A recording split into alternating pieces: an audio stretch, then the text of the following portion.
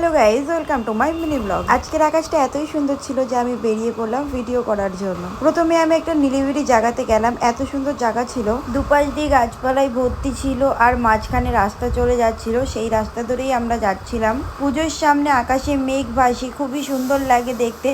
আকাশটা খুব আকর্ষণজনক ছিল। পুজোর আগে সচরাচর এরকম আকাশ দেখা যায়। ভিডিও করা শেষ হয়ে গেলে আমি টাবুলের দোকানে গেছিলাম চা খাওয়ার জন্য। ফার্স্ট টাইম ট্রাই করেছিলাম তেঁতুল ঝাল চা। এটা নাকি ইউনিক, তাই আমি ভাবলাম ট্রাই করা যাক। তার আগে আমি চিকেন সিঙ্গারা খেয়ে নিলাম। এরপরে চলে এলো গরম গরম তেঁতুল ঝাল চা, যেটার মধ্যে তেঁতুল ছিল আর লঙ্কা ছিল।